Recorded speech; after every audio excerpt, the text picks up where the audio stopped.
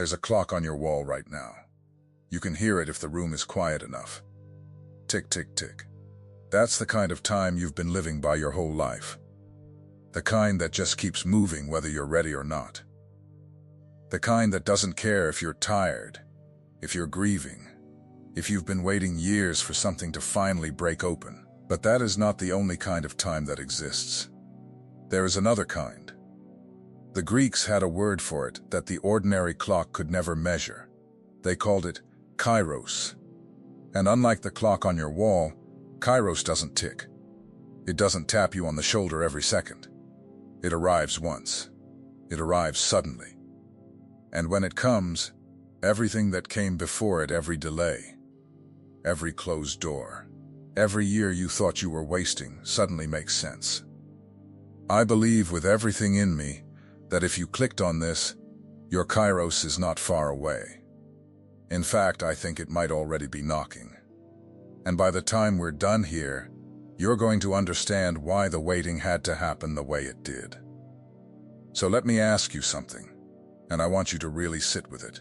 When was the last time you felt like you were exactly where you were supposed to be? Not comfortable, not successful by the world's measurement, but aligned, like a key that finally found the right lock. If you can't remember, that's all right. Most people can't. Because most people are living entirely by the clock and have never once tasted the other kind of time. Let me try to explain the difference the way my grandmother explained it to me, sitting at her kitchen table with a cup of coffee going cold between her hands. She said, "Baby, there's the time you keep, and there's the time that keeps you. The time you keep is the schedule. It's the alarm, the commute, the bills due on the first of the month, the appointment you almost forgot. That time belongs to you, more or less. You manage it, you lose it, you try to save it. But the time that keeps you, that's different. That's the moment God has already circled on a calendar you've never seen. And your whole life, whether you knew it or not, has been walking toward it." Think about that for a second. There is a moment out there with your name on it. And here's what most people miss. You cannot rush it, and you cannot earn it, and you certainly cannot manufacture it. But you can miss it. That's the part that should make all of us sit up straight. You can walk right past the most important moment of your life because you were too busy watching the wrong clock. I want to tell you about a man who almost did exactly that. His name was Moses, and by the time his KAIROS arrived, he had already written himself off completely. Understand where he was. This was a man who had once lived in a palace. He'd had a name, a future, a destiny that everyone could see. And then, it all fell apart in a single afternoon. One act of anger, one body buried in the sand, and Moses was running for his life into a wilderness where nobody knew who he'd been. And he stayed there for 40 years. 40, watching another man's sheep on the backside of a desert, waking up to the same sand, the same sky, the same silence, day after day after day. If you had asked Moses at year 39 whether God still had a purpose for his life, I think he would have laughed at you, a tired, hollow laugh. Because as far as he could tell, his moment had come and gone decades ago, and he'd blown it. But here's where it gets real. God wasn't measuring Moses by the clock. God was measuring him by KAIROS. And all those years that felt like waste to Moses, they weren't waste. They were preparation. The palace made him bold, but the desert made him humble. And you cannot lead a nation out of slavery on boldness alone. You need both. So God took 40 years to build the second thing. And then one ordinary day a day that started like every other day. With the same sheep and the same sand, Moses looked up and saw a bush on fire that would not burn away. That was KAIROS. That was the moment. Not a moment he scheduled. Not a moment he earned. a moment that had been waiting for him since before he was born, and it arrived only when he was finally ready to receive it. Now I want you to hear me carefully, because this is the whole thing. Moses didn't feel ready. He argued with God at that bush. He listed every reason he was the wrong man. He said he couldn't speak well. He said no one would believe him. He practically begged God to send somebody else. Read it for yourself. Sometime it's almost funny how hard he fights it. And that tells me something about you. The arrival of your KAIROS will very rarely coincide with you feeling prepared. In fact, if you wait until you feel ready, you will wait forever. And you will watch your moment burn out in front of you, like a bush nobody stopped to notice. Feeling ready is a feeling. KAIROS is an appointment. And the appointment does not reschedule itself around your confidence. Let me bring this closer to home, because I don't want this to stay a story about a man from thousands of years ago. I want it to be about you, in your kitchen, in your car, lying awake at 2 in the morning, wondering if anything is ever going to change. Maybe you've been in your own desert. Maybe it doesn't look like sand and sheep. Maybe it looks like a job that drains the life out of you, or a marriage that's grown quiet and cold, or a season of grief that just won't lift, or a stretch of years where you prayed and prayed and the heavens felt like brass. And somewhere in that desert, a voice started whispering to you that you'd missed it, that your best days were behind you, that the version of you God could have used got left back there in the palace, before everything fell apart. I need you to know that voice is a liar, because the God who let Moses sit in the wilderness for 40 years is the same God who circled a date on the calendar and never once forgot about it. Your delay is not your denial. I'll say that again slower, because somebody watching needs it to land. Your delay is not your denial. The waiting is not proof that God forgot you. Very often, the waiting is the clearest proof that God is preparing you for something too heavy for the person you used to be. And here's a thought that stops me cold every time. What if the thing you've been calling a wasted season is actually the exact preparation for the moment that's about to arrive? What if you're at year 39 right now, and you have no idea how close the bush is? Let me tell you about a young woman who understood KAIROS in a way that could save your life if you let it. Her name was Esther, and she was an unlikely candidate for anything. An orphan girl, raised by her cousin, living in exile among a people who were not her own. Nothing about her situation said destiny. And yet, through a series of events that no one could have planned, she found herself in the palace of a king, crowned as queen. Not because she chased a crown. It came to her.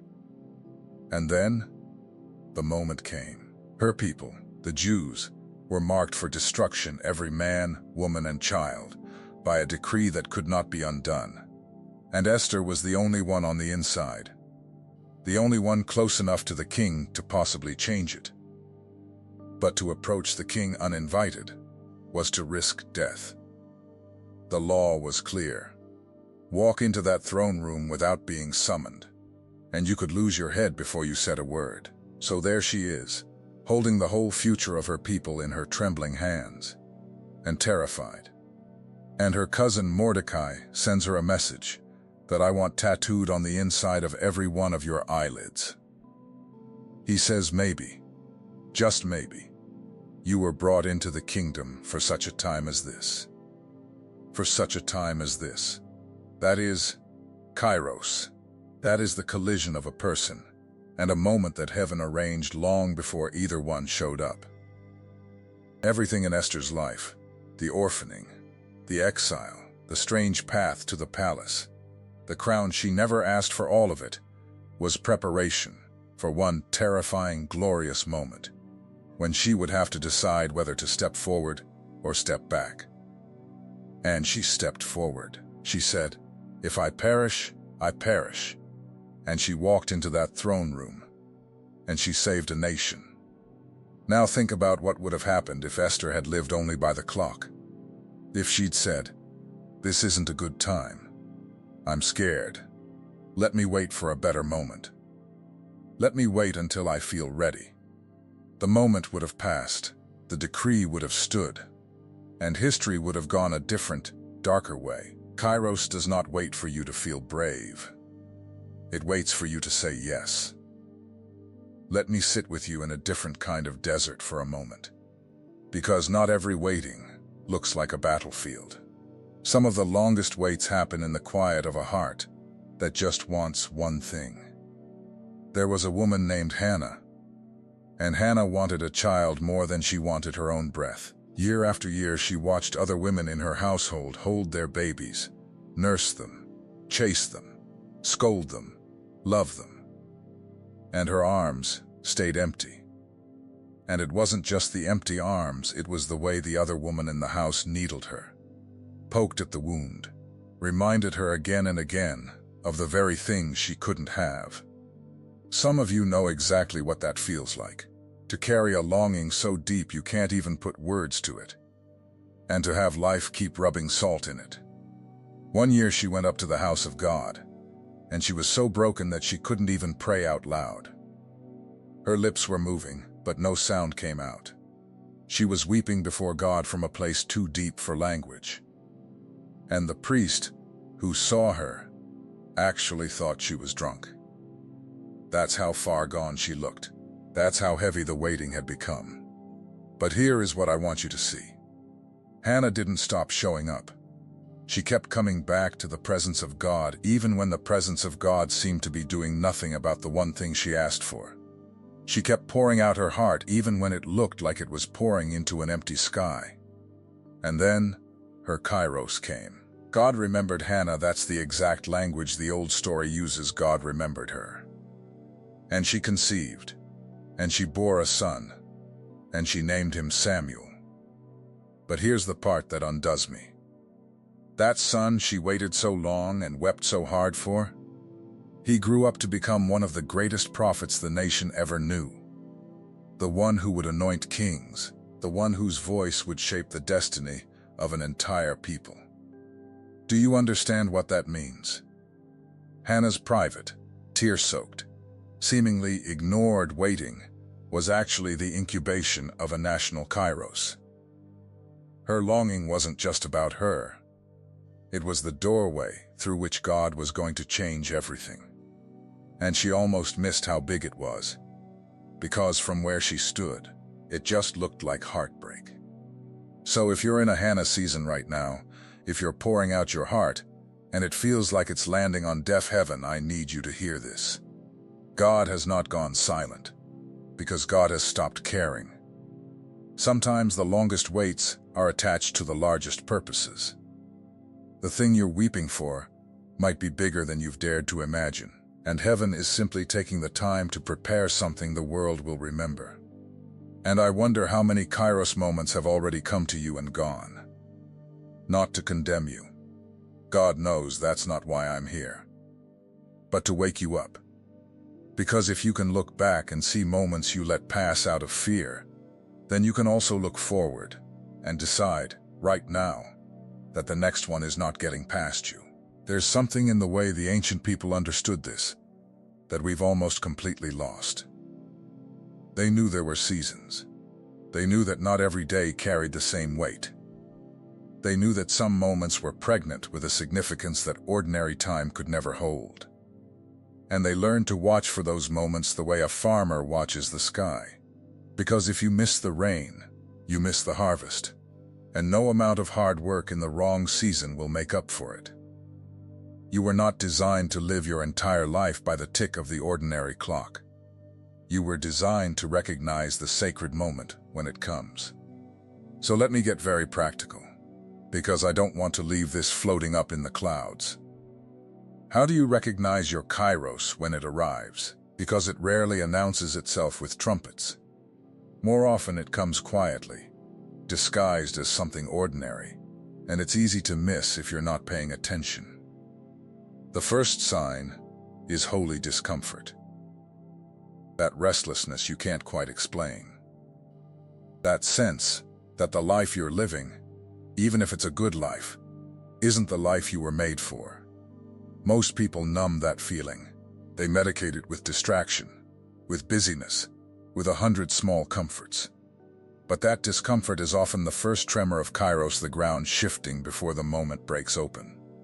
Don't numb it. Listen to it. The second sign is the closing of doors. And I know that one hurts. When doors close, we panic.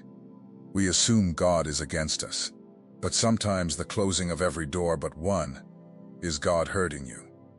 Gently, but firmly, toward the single door you were always meant to walk through. Moses had every other door closed in that desert. Esther had every safe option removed.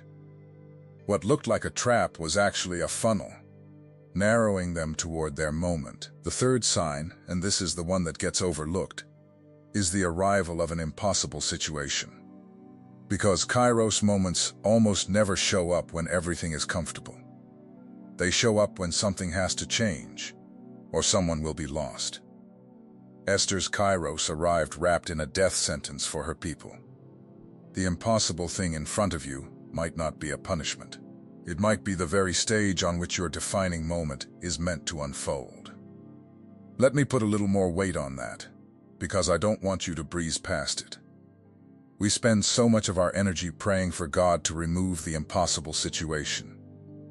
Get me out of this. Fix this. Make it easier. And there's nothing wrong with that prayer. I've prayed it 1,000 times myself, at kitchen tables, and in hospital hallways, and in my car in a parking lot where nobody could see me fall apart. But here's what I've slowly come to understand. Sometimes God will not remove the impossible situation, because the impossible situation is the appointment. The very thing you're begging Him to take away is the thing He's using to bring you into the room you were born to stand in. Think about it. If Esther's people had never been threatened, she would have lived out her days as a comfortable queen, and nobody would remember her name. It was the impossible, the unbearable, the death sentence hanging over everyone she loved, that was the crucible that turned an orphan girl into a deliverer. Take away the crisis, and you take away the crown of her story. So the next time you find yourself staring at something that has no earthly solution, before you assume God has abandoned you, ask a braver question. Ask, what if this is the door? What if the very wall I keep slamming into is actually the entrance? And I've been trying to walk away from the one place I was always meant to enter. And there's a fourth sign I'll give you, quietly, because it's the most personal. Sometimes KAIROS comes as a name you can't shake, a person who keeps coming to mind, a cause that won't leave you alone, a burden for something that isn't even your responsibility, but you can't stop carrying it. That persistent, God-planted weight is often the shape of your assignment before you can see its face. Pay attention to what you can't put down. It might be pointing you straight at your moment. Now let me stop right here, because I think this is the moment to say something directly to the person who needs it. There are messages that pass through your eyes, and there are messages that pass through your spirit. If something in you recognized itself while watching, don't dismiss it. That is the Spirit confirming what was already written. The secret protocol carries 7 keys that unveil what heaven deposited in you before you ever arrive, things no one around you has ever been able to name. It comes with the full audiobook for your moments of prayer, silence, and encounter with God. And you also receive the Awakening Map, the guide that illuminates the 5 seasons of spiritual awakening, revealing with precision exactly where you are and what comes next. The link is pinned in the first comment, but only for a limited time. Don't let this moment pass without a response. I say that not as a salesman. I've walked this road myself. My name is George, and I didn't come to this understanding from a book or a classroom. I came to it the hard way through my own desert, through my own closed doors, through my own years of wondering whether God had forgotten my address. And what I found, on the other side of that waiting, is what I've spent my life trying to hand to people like you. So when I point you toward those keys, I'm pointing you toward the map I wish someone had handed me at year 39. Now, let me come back to the thing that matters most. Because I don't want you to walk away with just information. I want you to walk away changed. Here is what I need you to understand about the moment that's coming for you. It is going to require something of you. Kairos is never passive. It is never something that simply happens to you while you sit still. Every single person in the old stories who encountered their divine moment had to move. Moses had to walk toward the bush. Esther had to walk toward the throne. The moment opens the door, but you have to walk through it. And that walk is almost always uphill. That's the part nobody tells you. The arrival of your Kairos does not mean the arrival of ease. It often means the arrival of the hardest thing you'll ever do. Moses went from watching sheep to standing before the most powerful man on earth and demanding freedom for a nation of slaves.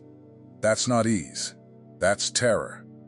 But it was also the exact thing he was born for. So if the moment in front of you feels too big, if it feels like it might swallow you whole, I want you to consider that this might be precisely the evidence that it's yours.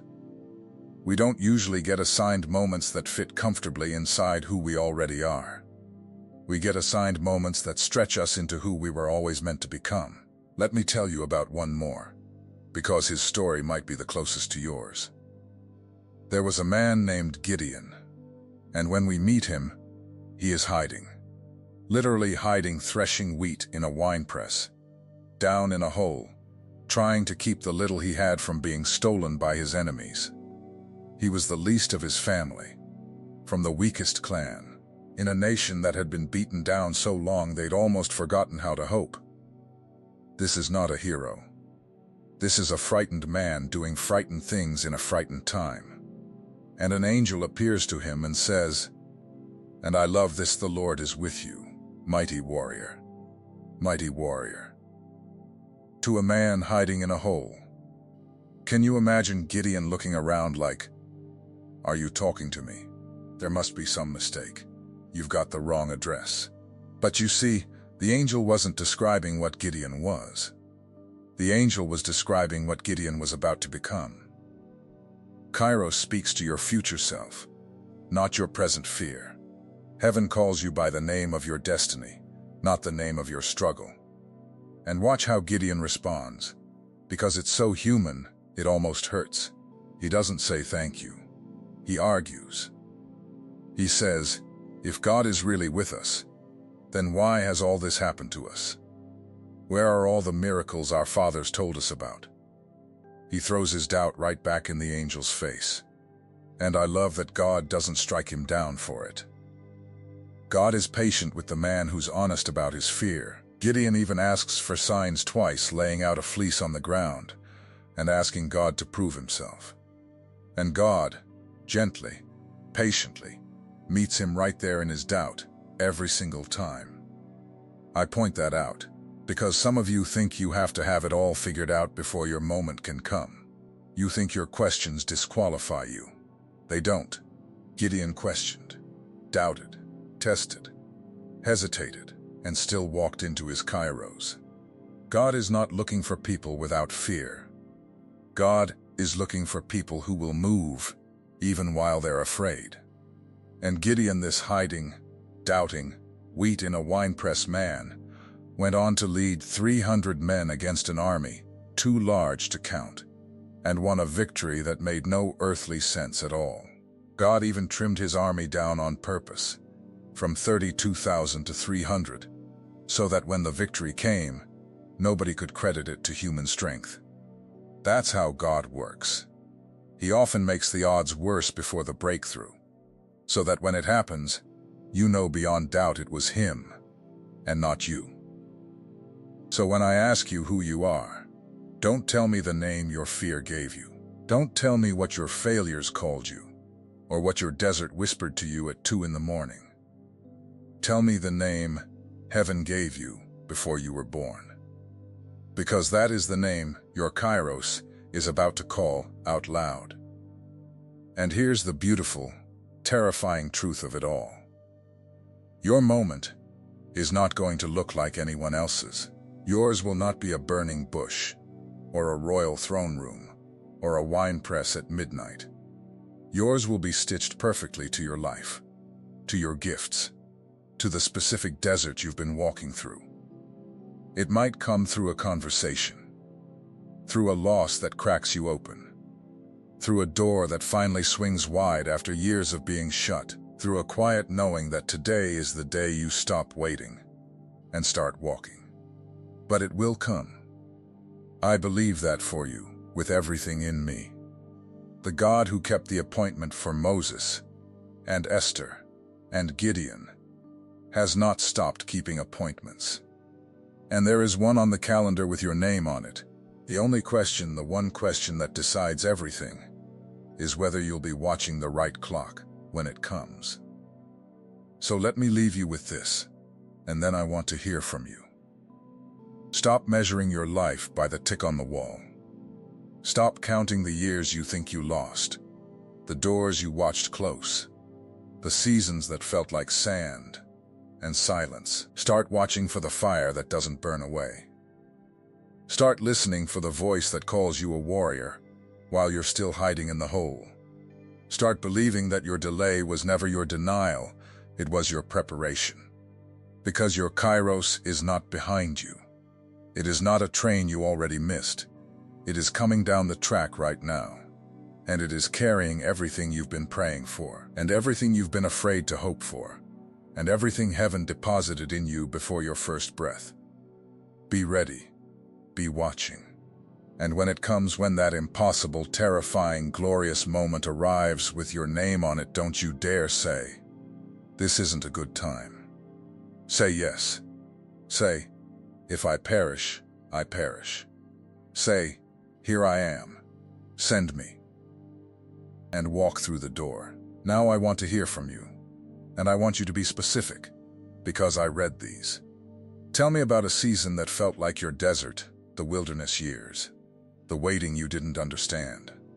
And then tell me, looking back now, can you see even one way that season was preparing you for something? Just one. Name it in the comments below, because I have a feeling that when you say it out loud, you're going to realize your bush has been burning for longer than you thought. This channel is created without ads and without platform income. If these messages have touched your heart, strengthened your faith, or helped you during a difficult moment, and you'd like to support this work, you can use the QR code on your screen or the contribution link in the pinned comment. Thank you for walking this path with us.